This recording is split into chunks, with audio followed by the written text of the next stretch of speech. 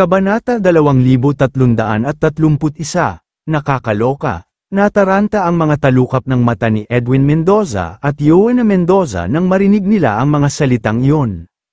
Sa Las Vegas, ang lisensya ng kasino ay kumakatawan sa kapangyarihan, koneksyon, pera o kahit na lahat. Ang dahilan kung bakit ang mga Hamilton ng Las Vegas ay binansagan na Kings of Las Vegas ay dahil ang 4 na pangkat ng Hamiltons ay may hawak na lisensya sa kasino bawat isa. Gayunpaman, nagsalita si Harvey York at binanggit na gusto niya ng lisensya ng kasino na pagmamay-ari ng ika-4 na paksyon ng Hamilton. Gusto niyang sirain ang kanilang pundasyon, nang mag-alala si Joanna at ang iba pa na mababaliw si Paul Mendoza. Hindi nagalit ang unang commander ng Las Vegas sa oras na ito. Sa halip, nagtanong siya ng may interes, CEO York, Prince York, Branch Manager York, sa iyong pagkakakilanlan, ang lisensya ba ng kasino ay karapat-dapat sa iyong pansin? Ang bagay na ito ay medyo malabo sa Las Vegas, ngunit hindi gaanong katumbas ng halaga sa mga katulad mo, tama ba? Siyempre, may halaga ito. Kalmado ang tono ni Harvey. Ang lisensya ng kasino na ito ay kumakatawan sa karapatang magsalita sa 2 malalaking bulsa ng H Country. Kinakatawan din ito ang kakayahang pataasin ang foothold sa Las Vegas at kahit na kumakatawan sa taunang turnover na humigit kumulang 10 bilyong dolyar. Hindi ba normal sa akin ang maging interesado sa ganoong bagay? Bukod dito, sinasadya ng Hamilton's 4th Young Master ang lisensyang ito ng kasino para takutin ang ika-9 na pinuno ng pamilya Jin. Kung hindi ko sugpuin ang kanilang pagmamataas, mahihiya ako sa aking asawa. Napangiti si Paul at sinabi pagkarinig nito, "You must be joking, CEO York." Ayon sa aking impormasyon, si Miss Zimmer dapat ang iyong dating asawa sa ngayon, di ba? Then, Harvey replied nonchalantly, "Basta babae ko siya, hindi naman kailangan ang status niya." Bahagyang natigilan si Paul, maya-maya ay tumawa siya at sinabing, "Sounds corny." Wala talagang ibig sabihin ang status. Sa mga tuntunin ng iyong pagkakakilanlan, ang ika-4 na pangkat ng mga Hamilton na gustong magpilit sa iyo na gamitin ang iyong lisensya sa kasino ay dapat na sinusubukang patayin ang kanilang mga sarili. Hindi masyadong mapilit si Harvey, sa halip, walang pakialam niyang sinabi, "Kung gayon, ano ang ibig mong sabihin, Elder Mendoza?" Alam na alam ni Harvey na hindi siya mabibigyan ni Paul ng lisensya ng kasino. Ang layunin ng kanyang pagpunta dito ngayon ay para lamang malaman ang kanilang posisyon. Pagkaraang pumikit saglit, biglang pumalakpak si Paul, sinenyasan ang kasambahay na magdala ng isang kaldero ng tsaa. Pagkatapos ay sinenyasan niya si Harvey na tikman ito pagkatapos niyang buhusan siya ng isang tasa ng tsaa. Mukhang walang pakialam si Harvey, kinuha niya ang tasa at humigop. Mabango at nakaka-presko, ngunit medyo mapait ang lasa. Nagpatuloy sa pagsasalita si Paul, "Tulad ng tasa ng tsaa na ito, makokontrol ko kung ilang tasa ng nasa tray. Maaari din akong pumili kung kanino ko ito gustong pagsilbihan. But as to who gets it in the end, that has nothing to do with me." Hanggat nandoon pa ang tasa sa tray, at ang nagbuhos ng tsaa ay ako, hindi pa ba sapat yun? Ngumiti lang si Harvey at naintindihan na ang punto ni Paul.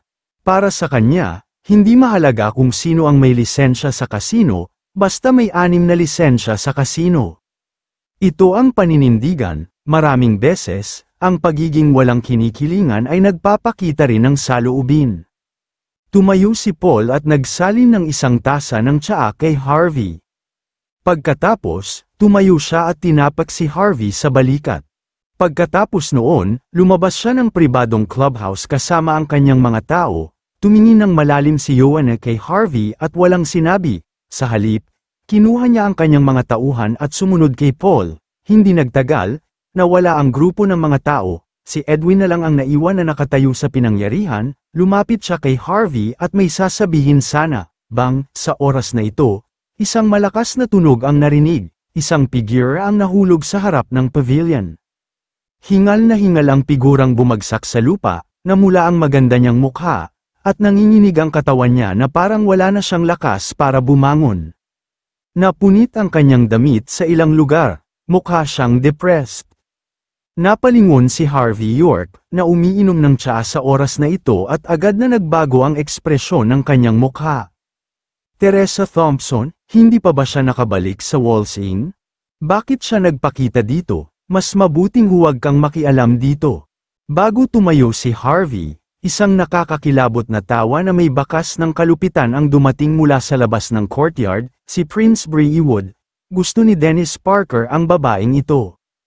Teresa, itinapon ni Harvey ang kanyang tasa, saka sumugod, at tinulungan siyang tumayo. Seryosong tanong niya, ano ang nangyari? Sinuri ni Harvey ang kanyang pulso habang nagsasalita, at pagkatapos ay bahagyang nagbago ang kanyang mukha. Si Teresa ay nilagyan ng droga na estrogen, hindi lason. Sa oras na ito, ang katawan ni Teresa ay mainit, at siya ay mukhang medyo absent-minded. Nanginginig si Teresa habang hawak siya ni Harvey, sinubukan niyang magpumiglas ngunit hindi nagtagal ay nakatagpo siya ng pamilyar na mukha. Harvey, huminga ng malalim si Teresa, at bahagyang mapait ang kanyang bibig. Huwag kang magsalita, uminom ka ng tubig. Kinuha ni Harvey si Teresa at pinaupo sa couch sa pavilion. Huwag kang mag-alala, nandito ako, walang mangyayari sa iyo.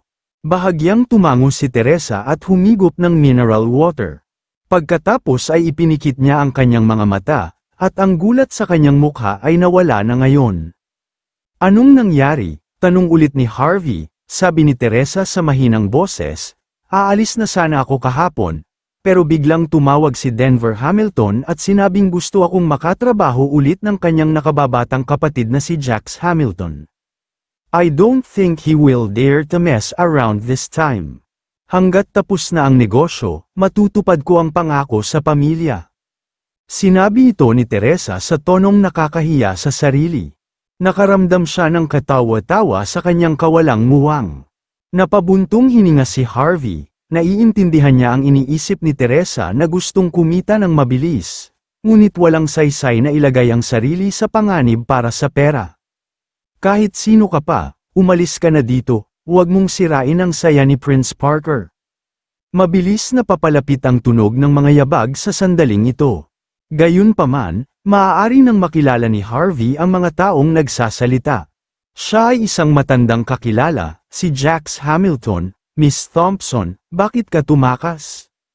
Gusto lang ni Prince Parker na makipag-usap sa iyo tungkol sa negosyo. Nais din niyang pag-usapan ang kanyang buhay at mga pangarap kasama ka. Tapos, tumakas ka na lang, magmumukha tayong masasamang tao niyan. Dapat mong malaman na si Prince Parker ay si Prince Breewood. Hindi ba medyo bastos para sa iyo na maging ganito kawalang galang?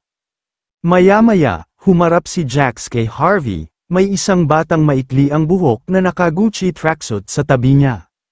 Mukha siyang 23 o 4 na taong gulang sa pinakamarami na may maikling gupit. May sigarilyong Marlboro sa kanyang bibig at may tattoo na demonyo sa ilalim ng kanyang kaliwang mata, na nagpaparamdam sa mga tao ng pananakot. Samantala, ang kanyang mga mata ay puno ng lamig at karahasan. Naglabas siya ng aura na para bang isa siyang hari. Jax, anong gagawin mo? Sa pagkakataong ito, tumayo na si Edwin Mendoza, at humarap ito para pigilan siya. Inireserba ng mga Mendoza ang lugar na ito, hindi ka basta-basta makakapasok kung gusto mo. Sampal, hindi nagsasalita si Jax. Agad niyang sinampal ang mukha ni Edwin, iniisip ko kung sino yon, kaya, ikaw, ang young master ng pamilya Mendoza, Edwin Mendoza. Kung nandito ang tatay mo, magpapakita pa rin ng kaunting paggalang si Prince Parker, pero ikaw, wala ka sa harap ni Prince Parker. Walang pakialam sina Jax Hamilton at Denver Hamilton kay Edwin Mendoza dahil nasa likod nila si Prince Parker. Nasampal sa mukha si Edwin, at paulit-ulit na nag-iba ang ekspresyon ng mukha niya. Gayunpaman, alam niya ang tungkol sa pagkakakilanlan ni Dennis. Hindi na siya nanlaban sa puntong ito at taimtim na sinabi, Prince Parker, nagpareserba kami ng pwesto para sa araw na ito. Tulungan mo ako para sa aking ama, Ilan sa kanyang mga kampan ay nakatayo pa rin sa pwesto nang hindi humakbang pasulong matapos makita ang saloobin ni Edwin. Edwin, hindi mo ba narinig ang sinabi ko? Damn it, lumabas ka na ngayon? Sasampalin na sana ulit ni Jack si Edwin nang matapos itong magsalita. Nagbago ang ekspresyon ni Edwin at napa-atras siya. Puno ng inis ang kanyang mga mata, ngunit hindi siya naglakas loob na ipakita yon. Bakas sa mukha ni Jax ang mayabang na ekspresyon, bakit siya matatakot kay Harvey York kung sinusuportahan siya ni Dennis? Naghanda pa ang ilan sa mga tulisan mula sa Hamiltons na humakbang at pigilan si Edwin para madali siyang matalo ni Jax. Tumayo ang mayabang na si Dennis, pagkatapos ay nagpakawala siya ng isang bilog na usok habang nakatitig kay Harvey, na kasalukuyang pinapainom si Teresa ng tubig. Gayunpaman, mas nakatuon ang mga mata niya kay Teresa. Marami na siyang nakitang uri ng kababaihan sa Hong Kong at Las Vegas. Gayunpaman, hindi niya talaga kayang tanggihan ang isang inosenteng uri tulad ni Teresa. Sa oras na yon, ang tanging nasa isip niya ay makuha si Teresa at gawin ang lahat ng gusto niya sa kanya. Kung kaya niyang sirain ito, mas mabuti pa yun, tama na. Napa-atras ulit si Edwin, pagkatapos, malamig siyang napabulalas, Jax, ibibigay ko ito para sa kapakanan ni Prince Parker.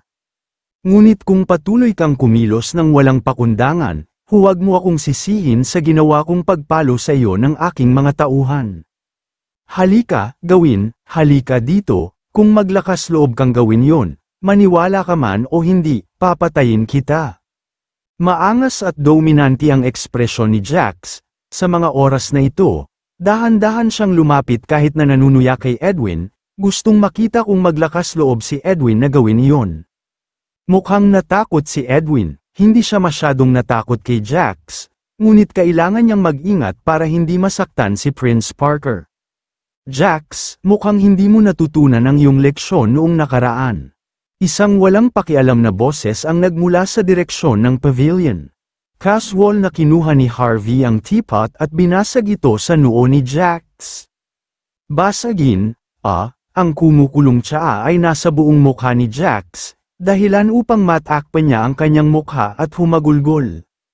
Pagkaraan ng ilang sandali, pinunasan ni Jax ang tsaa sa kanyang mukha, tumingin kay Harvey, at sumigaw, York, how dare you punch me in front of Prince Parker? May death wish ka ba, bang? Tamad magsalita si Harvey. Sa pagkakataong ito, diretso siyang sumipa, at isang upuang kahoy ang lumipad palabas, muling tumama sa katawan ni Jax. Napasigaw si Jax sa sakit, at ang kanyang katawan ay itinapon, na mukhang nakakaawa. Ilang dilag na nakasunod sa likuran ni Dennis at Jax sa mga sandaling ito ay nagulat. Hindi nila inaasahan na may maglalakas loob na hindi gumalang kay Prince Parker sa mga lugar tulad ng Las Vegas at Hong Kong at bugbugin pa ang kanyang mga tao sa kanyang harapan. Hindi talaga siya takot sa kamatayan, samantalang si Dennis naman, ay medyo nakasimangot siya sa mga sandaling ito. Bumaba ang tingin niya kay Harvey at naramdaman niyang medyo pamilyar si Harvey. Hindi pinansin ni Harvey ang mga titig ng lahat at walang pakialam na sinabi, Jax, gusto mo bang sampalin kita ulit? Pumunta na si Edwin sa tabi ni Harvey sa oras na ito. Huminga siya ng malalim at sinabing, CEO York, please don't do anything rash. Anak siya ng Don ng Breewood Gang. Kilala siya bilang prinsipe ng Breewood, si Dennis Parker. Maging ang pamilya Mendoza ay dapat magpakita sa kanya ng ilang paggalang. Naging seryoso at nakakatakot ang ekspresyon ni Edwin Mendoza, na hindi direktang nagpakita ng lakas ng Breewood. Nakatutok ang tingin ni Jax Hamilton kay Harvey York sa oras na ito. Kahit na may takot sa kanyang mga mata, napuno ito ng higit na lamig sa isang minuto. Bastos, natalo ako sa'yo last time, hindi ka magiging maswerte sa pagkakataong ito. Tumawag ka ng pulis, tawagan ang pulis, iulat na may nambubugbog sa publiko, at hinampas pa ako ng tsarera. Tumingin si Jax kay Harvey at bumulong, York, andito si Prince Parker this time.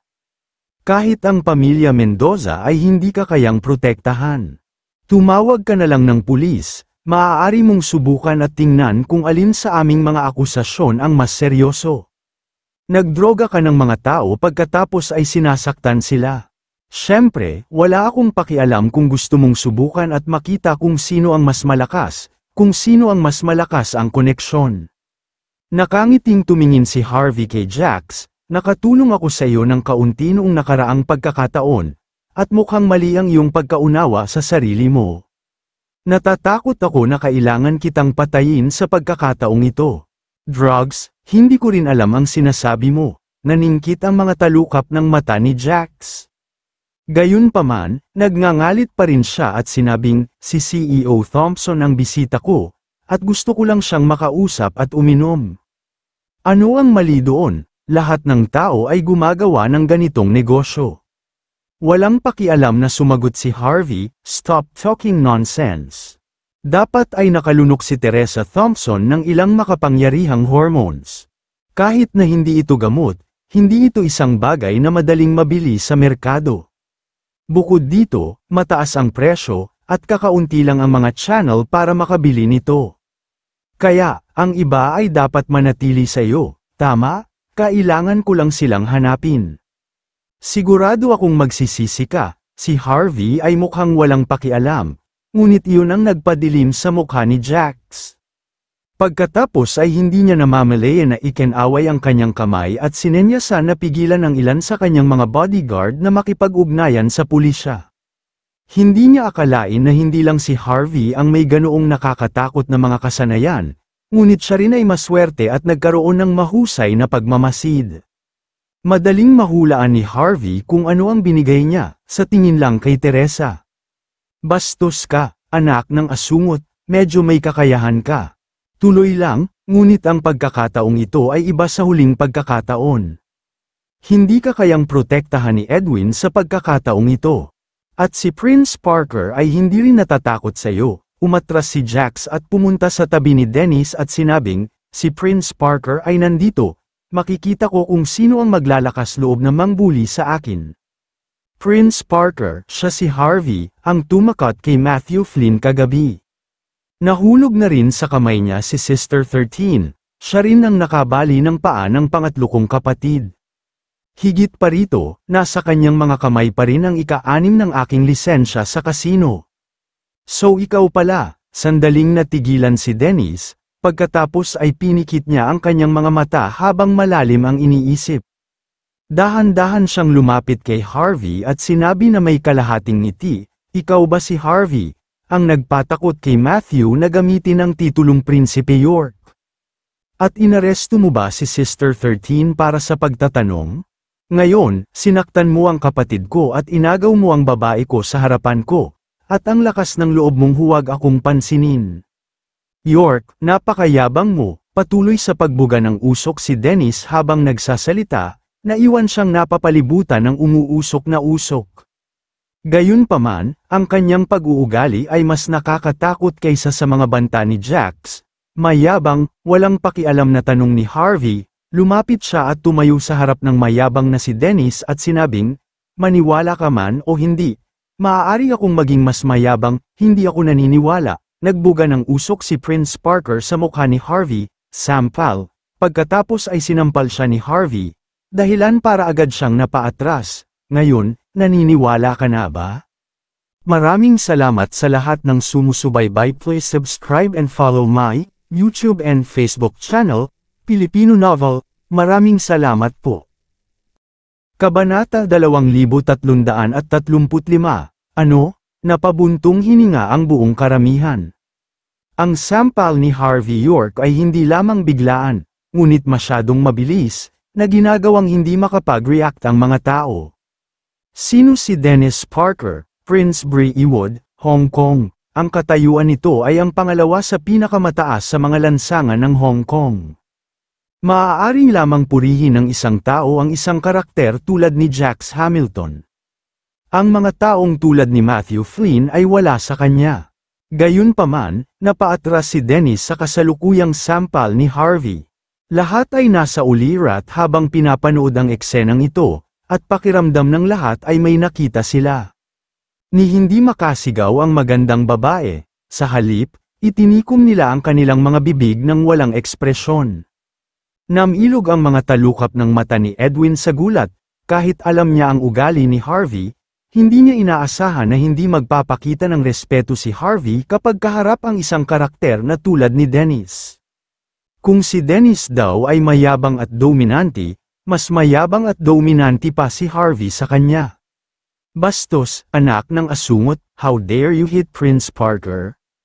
Di mo ba alam ang status ni Prince Parker? Si Jax ang unang nag-react. Napasigaw siya at pinalibutan si Harvey ng grupo ng mga tulisan.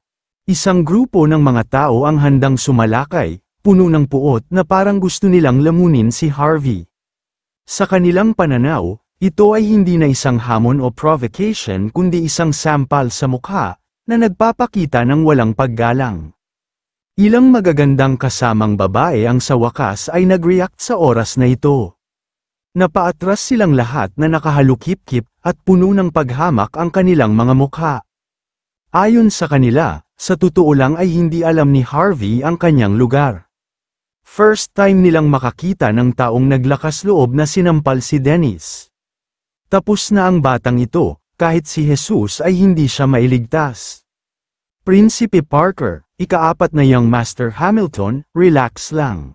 Dapat tayong magkaroon ng higit pang mga talakayan tungkol sa bagay na ito. Kailangang humakbang si Edwin at subukang pigilan ang kaguluhang mangyayari. Mga Ginoo, bakit hindi tayo lahat umupo at mag-usap? Bakit tayo nag-aaway? Kumbaga, hindi natakot si Edwin na matalo si Harvey kay Dennis. Pero sa halip, nag-aalala siya na baka mapatay ni Harvey si Dennis sa isang sampal dahil sa galit. Kapag ang dun ng Braywood Gang ay gumawa ng kanilang pagkilos, ang mga bagay ay magiging mas mahirap. Damn it! Hindi pinahahalagahan ni Jax ang magandang intensyon ni Edwin. Muli niyang sinampal si Edwin dahilan para mapa-atras ito ng ilang hakbang. Bastos, how dare you punch Prince Parker? Nagdedeklara ito ng digmaan sa amin. Kung hindi kita papatayin ngayon, papalitan ko ang apelyido ko. Bagamat nagulat si Jax na si Harvey ay may lakas ng loob na gawin ito, nagpasya din siyang kunin ang pagkakataong ito para lumala ang mga bagay. May pagkakataon lang siyang patayin si Harvey sa pamamagitan ng pakikipag-ugnayan kay Braywood. Sa malas, ang kapalaran ni Denver Hamilton ay ginawa ni Jax lalo na kahila-hilakbot kay Harvey. Siya ay nagpasya, alinman sa hindi ito tumama, o kailangan niyang tamaan si Harvey sa isang kritikal na seksyon kung gusto niyang gawin ito. Sinaktan ko siya, tama, hindi pinansin ni Harvey ang mga taong nakapaligid sa kanya at ngumisi. Dahil naglakas loob kayong magdroga kay Teresa, hindi ba't natural lang nabugbugin ko kayo? Mas gugustuhin ni Harvey na hindi masangkot sa gulo. Gayunpaman, may nang-aapi sa kanyang kaibigan sa kanyang harapan. Paano siya magiging mahabagin, normal, kalokohan? Si Jax ay kumikilos na parang alipor sa pagkakataong ito, at wala na siyang ugali ng Hamilton's fourth young master. Kumuha lang siya ng upuan at sumugod, gusto kitang patayin at ipagtanggol si Prince Parker. Bang! Hindi nagpatalo si Harvey at binato ng isa pang sipa si Jax, bumagsak si Jax sa lupa, at patuloy na nanginginig ang buong katawan niya. Tapos, tinuro niya si Harvey at nagmura ulit, patayin mo yang bastos na yan. Galit na galit ang mga tulisan ng Hamilton na naroroon matapos makitang sinipa muli ni Harvey York si Jax Hamilton sa lupa, at susugod na sila sa kanya sa oras na ito. Tumigil kayo, nang maglalaban na ang dalawang panig ay biglang sumigaw ng malamig si Dennis Parker. Pagkatapos ay ikinaway niya ang kanyang kamay at sumenyas na huminto ang nasasakupan. Pagkatapos, dahan-daang lumapit si Dennis kay Harvey habang nasa likod ang mga kamay. Sabay abot ng kanang kamay at pinunasan ang kaliwang pisngi. Pambihira ang sampal na ito, hindi lamang mabilis ngunit napakalakas din. Kung hindi ako nag-training ng ilang taon, kanina pa ako nahimatay sa sampal mo, di ba? Tulad ng inaasahan sa kay Prinsipe York, tulad ng inaasahan sa taong nakatakot kay Matthew Flynn, hindi ka pangkaraniwan. Nag-thumbs up si Dennis kay Harvey, menor de edad ka lang sa paningin ko, and you can't do anything significant. Ngunit sinasabi ko sa iyo ngayon na susundan kita. Kung mayroon kang lakas ng loob, huwag tumakbo, maniwala ka sa akin, tiyak na ibabalik ko ang sampal na ito sa lalong madaling panahon. Siya ay lumaki at gumawa ng kanyang debut taon na ang nakakaraan. Bilang prinsipe ng Breewood, kailan siya nakaranas ng ganoong malaking pagkatalo? Para sa kanya, hindi lang siya na-injure ngayon, nasira rin ang kanyang reputasyon. Ang pinakamahalaga, ang sampal na ito ay katumbas ng matinding kahihiyan. Hindi pagpatay kay Harvey at hindi pagdurog sa kanya hanggang mamatay. Kung gayon hindi siya karapat-dapat sa titulo ng prinsipe ng Breewood. Prinsipe Parker, tama ba? Si Harvey ay tila umatras at walang pakialam. Kung naiinis ka na sa akin, gawin mo na, marami kang tao. Hindi ba't 12 ng tao ang naghihintay sa labas? Magsama-sama, halika at sirain mo ako. Kung hindi ka maglakas loob na gawin ito, ikaw ay isang pinendaho na bastard. Ang provocation ni Harvey syempre ay nakagalit kay Jax. Kinagat niya ang kanyang mga ngipin sa oras na ito at sinabing, Prince Parker, ang bastos na ito ay masyadong mayabang. Napakarami natin. Magkasama-sama tayo at patayin siya. Sigurado akong magkakaroon ng paraan para maalis ito. Nabawi ni Dennis ang kanyang katinoan, saka siya tumingin kay Harvey na may kalahating ngiti. Ika-4 na Young Master Hamilton, hindi mo kailangang mabalisa. Ipinakikita ni Prince York na nagpapakita na siya ang VIP ni Elder Mendoza. Tapos, Las Vegas ito, walang silbing pagalitin ang pamilya Mendoza dito. Sandaling natigilan si Jax, hindi niya inaasahan na ang ipinagmamalaking si Prinsipe Parker ay magkakaroon din ng ganoong sandali ng pag-urong.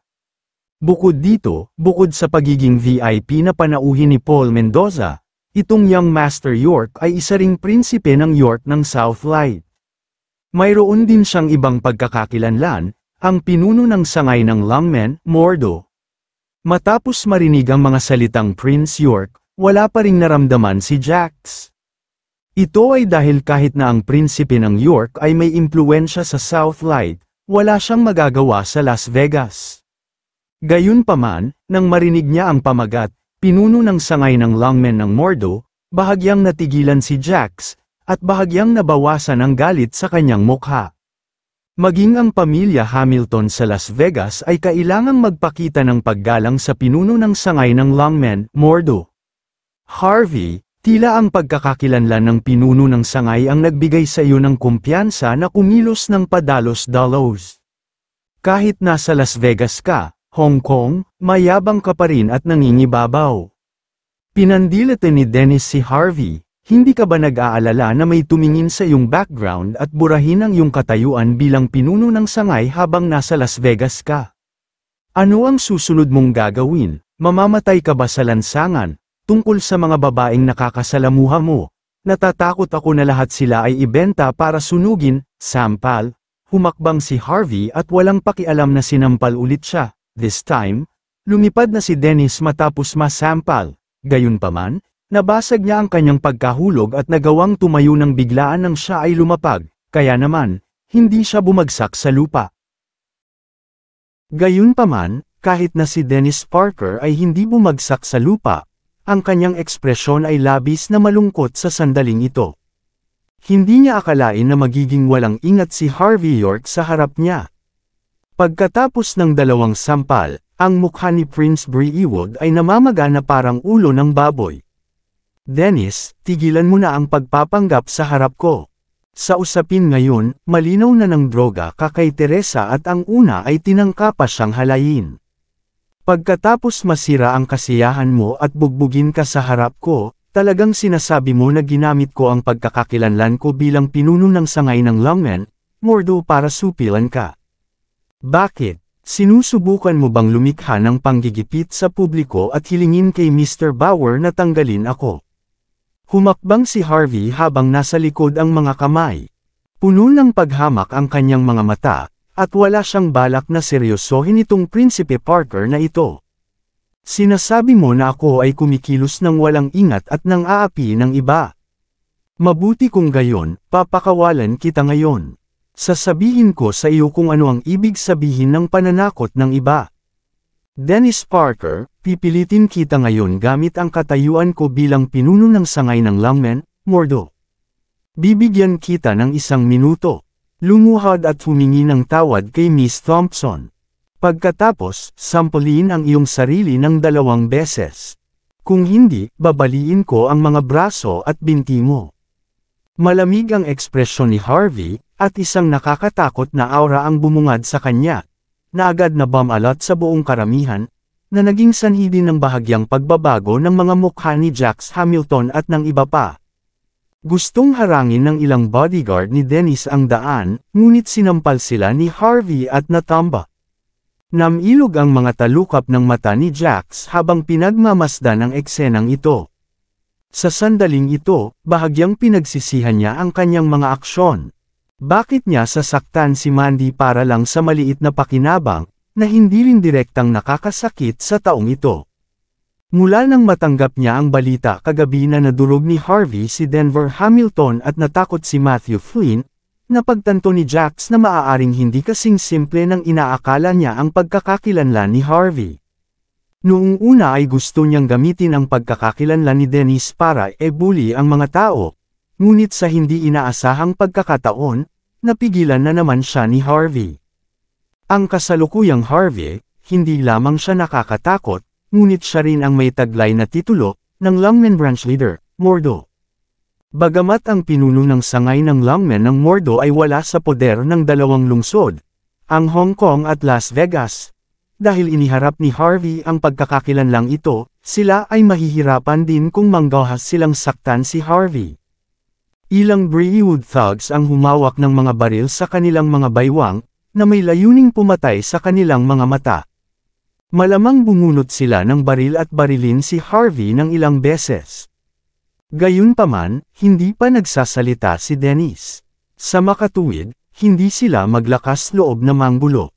May natitira pang 30 seconds. Hindi ako ganoong pasensyoso. Walang pakialam na wika ni Harvey at naglakad sa harap ni Dennis. Bastos, nakakahiya ka. Hindi alam ng ilang kapwa dilag kung ano ang pagkakakilanlan ng pinuno ng sangay ng Lungmen, na kinakatawan ng Mordo. Nakikita lang nilang pinipilit ni Harvey si Dennis na ikinagalit nila. Palagi nilang natatapakan ang sinumang gusto nila kapag sila ay karaniwang tumatambay kay Dennis. Gayunpaman, si Dennis ay binabasag ngayon at sinampal pa sa mukha. Anong nangyari? Inis na humakbang ang mga paa nilang lahat, umaasang aakyat at sasampalin si Harvey ng ilang beses. Harvey, determinado ka bang labanan kami ang Braywood? Hinawakan ni Dennis ang namamagang mukha at malamig na tanong. Biglang tumahimik ang buong lugar. Si Dennis ay hindi galit na galit gaya ng inaasahan ng lahat. Sa halip, pinagpatuloy niya ang matalim na titig kay Harvey. Bahagyang ipinikit ni Edwin Mendoza ang kanyang mga mata, tila hindi inaasahan na makikita si Dennis na mananatiling kalmado sa ganoong kalagayan. Masasabi lamang na itong prinsipe ng Braywood ay lubos na may kakayahan. Pagkatapos ay sinabi ni Harvey ng walang pag-aalinlangan. Isang bagay ang hindi mo naiintindihan. Ikaw ang matigas ang ulo sa akin. Kaya may 10 segundo ka pa. Ang mga salita ni Harvey York ay walang malasakit, at ang kanyang mga mata ay malamig, ngunit siya ay naglabas ng hindi mapag-aalinlangang superior na aura. Napatingin si Dennis Parker kay Harvey. Parehong nagsalubong ang kanilang mga tingin sa hangin, at tila may mga kislap mula sa kanila. Maya-maya, pinigilan ni Dennis ang galit at tumawa. Sabi niya, magaling, napakahusay. Masasabi ko lang na ang pinuno ng sangay na si Mr. York ay talagang isang masamang karakter. Malaking shot, pero dapat mong tandaan, pinahirapan mo ako ng kahihiyan ngayon. Babalik ako at babalik sa lugar na ito bukas. Sampal, sampal. 2 beses na sinampal ni Dennis ang sarili pagkatapos niyang magsalita. Pagkatapos noon, lumakad siya at pamwesto sa harapan ni Teresa sa kalumuhad. Magalang niyang sinabi, "Miss Thompson, I'm sorry, I drink too much today. Kung sakaling nasaktan kita sa anumang paraan, mangyaring huwag mag-isip." Nang makita si Dennis na noon pa man ay mayabang at nangingibabaw, nakakahiyang kumilos ng ganito, lumuhad pa siya ng masunurin at humingi ng tawad. Maraming tao ang nagulat sa puntong ito. Hindi ba dapat malaking laban ito sa ganoong okasyon? Lalo na sa kapangyarihan ng Brewood, ang pagtitipon ng libu-libong tao gamit ang isang tawag sa telepono ay magagawa sa loob lamang ng ilang minuto, tama ba? Gayunpaman, pinigilan ni Dennis ang sarili. Lumuhad pa siya at hayagang humingi ng awa. Masasabi lamang na hindi lamang isang karakter ang lalaking ito, ngunit siya rin ay isang mabigat na tao. Fair na, tumayo si Dennis matapos mag-sorry at tumalikod para umalis sa eksena. Tahimik siyang umalis. Hindi man lang tumitingin kay Harvey, pero madilim at mapuot ang mukha niya. Bagamat hindi ganoon kalaki ang salungatan sa pagitan ng dalawang panig, sinira ni Harvey ang reputasyon ng Brewood, at walang posibilidad ng pagkakasundo sa pagitan ng dalawang panig. Napatingin tuloy si Harvey kay Dennis na casual na umalis sa eksena, medyo interesado ang mukha nito. Ang asong tumatahol ay hindi kumakagat. Malinaw na inilalarawan ito ng kasalukuyang pag-uugali ni Dennis. Bumantong hininga si Edwin at mahinang sinabi, "CEO York, ang problemang ito." Ikanaway ni Harvey ang kanyang kamay, sinenyasan siyang tumigil sa pagsasalita. Sa oras na ito, hindi sinasadya ang hitsura ni Dennis, ngunit naniniwala rin si Harvey na hindi siya gagawa ng ganito sa pamilya Mendoza. Masasabi lang na may ibang tao sa likod nina Jax at Dennis, at medyo phenomenal ang kakayahan ng taong iyon. Prince Parker, masyadong mayabang si York. How dare he slap you twice? Sa tingin ko dapat tayong pumatay ng mga taong ganyan. Ang dalawang lungsod na ito, Hong Kong at Las Vegas, ang ating teritoryo. Maaari lang nating patayin siya at itapon sa dagat para pakainin ang mga isda. Duda ako na may maglalakas loob na makialam sa atin. Dahan-daang lumabas ng pribadong clubhouse sakay ng kotse, tinakpan ni Jax ang kanyang mukha. Pinunasan niya ang pulang likido sa mukha habang nakakunot ang noo niyang sinabi. Ang bastard na iyon, hindi lamang siya nagpakita ng walang paggalang sa mga Hamilton, ngunit hindi rin siya nagpakita ng anumang mukha kay Brewood. Di ba dapat tanggalin na ang mga taong ganyan? Bakit hinayaan mo pa siyang mabuhay? Tumanggi akong maniwala na hindi ito kayang hawakan ng Brewood. Samantala, malinaw naman ang tindig ni Jax. Galit na galit siya kay Harvey na gusto niya itong patayin. Hawakan mo siya. Samandal si Dennis sa upuan. Sabay sampal ng ice pack sa mukha. Nginisya niya, "Sa tingin mo ba ako, si Dennis Parker, ay basura na ibubuli ng iba? Kung sino ang gustong yerokan ako ay madali. Akala mo ba ayaw kong patayin ang batang iyon? Pero tingnan mo muna ang sitwasyon. Nagkamali tayo ngayon. Isa pa, hindi rin ganoon kababa ang pagkakakilanlan ng batang iyon. Maaari tayong magdusa ng higit pang mga pagkalugi kung hindi natin ibababa ang ating mga ulo. Alam mo ba kung ano ang kinakatawa ng pinuno ng sangay ng longmen ng Mordo? Baliin man niya ang paa ko ngayon, baka hindi man lang maglakas loob ang tatay ko na guluhin siya. Iyan ay dahil si Longman ay masyadong makapangyarihan. May kasabihan, huwag tumingin sa mukha ng monghe para makita ang mukha ng Buddha. Maaari nating baliwalain si Harvey York, ngunit kailangan nating harapin ang mga Longmen. At saka hindi naman masama ang skills niya. Kahit sabay natin siyang labanan, sa tingin mo ba mananalo tayo laban sa kanya? Bilang mga tao, dapat tayong matutong maging matalino. Kung hindi, kung gusto mong yerokan ang lahat ng iyong makakasalubong, maaari kang mabigo kapag nagkataon. Kung gayon, huli na upang pagsisihan ito sa oras na iyon. Kalmadong tinuruan ni Dennis Parker ng leksyon si Jax Hamilton habang sinindihan niya ang isang Marlboro cigarette. gamit ang malamig na usok para pakalmayan ang hindi mapakali niyang puso. Gayunpaman, habang siya ay naninigarilyo, ang kanyang mukha ay biglang naging kakilakilabot at nanlamig. Para siyang halimaw na gustong lumamon ng tao. Dahan daw ang sabi ni Jax, pero Prince Parker, hindi naman natin pwedeng hayaan na lang to, di ba? Kung ito ay kakalat, kung gayon tayo ay maging kahihiyan sa ating sarili. At saka, hindi bale kung ako ang pinapahiya. Ngunit kung dumaranas ka ng gayong kahihiyan, maraming tao sa Las Vegas at Hong Kong ang susuway sa iyo sa hinaharap. Bumuga ng usok si Dennis at walang pakialam na sinabi. Ang paghihiganti ay isang ulam na pinakamasarap na inihain sa malamig. Pagbalik ko sa Hong Kong, kakausapin ko si Quinton York.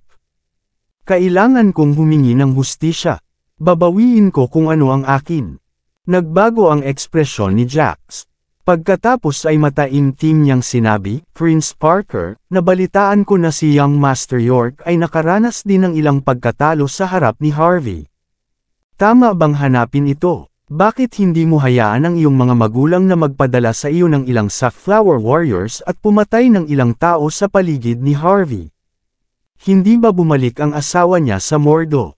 Hayaang may pumunta sa Mordo at ibalik ang kanyang ulo. Ito ay isang maliit na interes lamang. Kapag ang ulo ng kanyang asawa ay inihagis sa kanyang harapan, sa kanya lang malalaman kung gaano siya nagsisisi na masaktan kayo ng Breewood.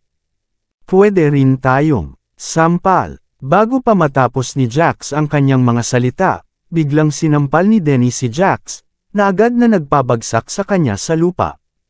Tinakpan ni Jax ang mukha niya at sinabing, Prince Parker, anong ginagawa mo? Ginagawa ko lang ito para sa ikabubuti mo. Para sa akin. Hinawakan ni Denny sa leeg si Jax at binuhat. Alam ko kung ano ang gagawin sa mga gawain ngayon. Hindi ko kailangan ng mga tagalabas upang turuan ako kung paano gawin ang mga bagay. Jax, naisip mo bang hindi ko alam na gusto mong kunin ang iyong 1/6 ng iyong lisensya sa kasino mula kay Harvey? Ngunit natatakot ka kung paano magtatapos. Katulad ng kay Denver Hamilton, kaya hindi ka nang ahas na kumilos. Kaya gusto mo lang akong gamitin para tulungan kang manalo pabalik sa isang round, di ba? Especially mo akong inimbitahan sa Las Vegas ngayon at inayos mo pa na makilala ako ni Teresa Thompson. Hindi ba dahil alam mong gusto ko ang mga babaeng ganyan? Ginamit si Teresa bilang pawn para mamuo ang hidwaan namin ni Harvey. Hindi ba ito ang iyong orihinal na plano? Sa simula, ang batang iyon, tinatapakan ni Harvey ang mga taga-Breewood at tinatamaan din kami sa mukha. Hindi mahalaga kung papatayin ko siya, at makakatulong din ito sa iyong pamilya Hamilton. Ngunit hindi mo ako dapat tretuhin bilang isang tanga. Paulit-ulit mo akong ginagalit. It's my business how to deal with Harvey. Kaya mas mabuting manahimik ka. Kung patuloy kang magsalita ng walang kaparirikan, maniwala ka man o hindi, papatayin muna kita. Kabanata 2340. Sampal. Bumukas ang pinto ng kotse, at sinipan ni Dennis Parker si Jax Hamilton palabas ng sasakyan at saka mabilis na isinara ang pinto. Saglit na gamulong si Jax sa lupa. Tumama ang ulo niya sa semento at agad na damyugo. Namamaga ang kanyang mukha, at sira-sira ang kanyang damit. Ang sulok ng kanyang mga mata ay patuloy na kumikibot, at ang kanyang ekspresyon ay labis na naiinis. Maya-maya, nilabas niya ang cellphone niya at nag-dial ng number. Second brother, I have decided to help you move up the ranks, pero isa lang ang hiling ko. Gusto kong patayin si Harvey York. Sa St. Hospital Andrew, Las Vegas. Pinalabas na ng emergency room si Teresa Thompson. Pagkatapos ng emerhensyang gastric lavage, bumalik na siya sa normal at maaari pang umupo at magsalita. Inabot sa kanya ni Harvey ang isang bote ng sparkling water. Pagkatapos uminom ni Teresa, mahina niyang sinabi, hindi ka na dapat manatili pa rito dahil hindi naligtas ang lugar na ito, ang Las Vegas. Things happened this time kasi gusto ni Jax na makipag-conflict ako kay Dennis, kaya siya ang nag-set up. Kaya naman pwede kitang makilala. Or else, mahuhulog ka sa kamay ni Dennis. Kabisado na ni Harvey ang buong proseso mula noong papunta siya sa ospital kanina. Pagkatapos, ipinalagay niya na malaki ang posibilidad na si Jax ang nag-orchestra ng lahat ng ito, umaasang mag-uudyok ng puot sa pagitan nila ni Breewood. Bukod sa pagkuha ng kanyang lisensya sa kasino, isa pang layunin para kay Jax ay ang makakuha ng hustisya para sa pamilya Hamilton at, syempre, para kay Denver Hamilton. Pagkatapos ng lahat, ang reputasyon ng Hamilton ay paulit-ulit na nasira dahil sa kanya. Hindi alintana kung nais ni Jax na umabanti o masiguro ang kanyang kasalukuyang posisyon, may mga bagay na dapat gawin. Naalala ni Teresa ang buong kasalukuyang pangyayari. Pagkatapos ay sinabi niya sa mahinang boses, "Harvey, I'm sorry. Masyado akong pabaya, iniisip ko lang na lutesin ang mga problema ng pamilya ko, pero nalagay na naman ako sa gulo mo. Wala itong kinalaman sa iyo. Mas mahirap ang pakikitungo kay Jax kaysa kay Denver. Bastos lang si Denver, madaling pakitunguhan, pero malupit si Jax. Mahirap ipagtanggol laban sa isang taong napakakalkala." Mas sanuring uminom si Teresa ng tubig. Napagdesisyonan niyang umalis kaagad sa Las Vegas sa pagkakataong ito para hindi na magulo si Harvey. Sa oras na ito, katatapos lang sagutin ni Edwin Mendoza ang isang tawag sa telepono at lumapit. Magalang na wika niya, "CEO York, bumalik ang pinadala ko kanina na may dalang balita." Pagkabalik ni Dennis sa Hong Kong, hindi siya pumunta sa Breewood Building. Sa halip, nagpunta siya sa pamilya Leo mula sa Hong Kong sa mansyon na matatagpuan sa Mount Kaipang. As far as I know, very close si Dennis kay Quinton York who recently took over the Leo family. Ang pagdaragdag ng dalawa ay hindi kasing simple ng 1 + 1 = 2. Wala pang isang taon si Quinton sa Hong Kong, ngunit siya ay nasa unang ranggo sa 4 Young Masters ng Hong Kong. Narinig ko na mayroong isang sinaunang pag-iral sa likod nito, ang Yorks. Ang mga York ay isa sa 5 nagtatagal na angkan ng nakatagong mundo.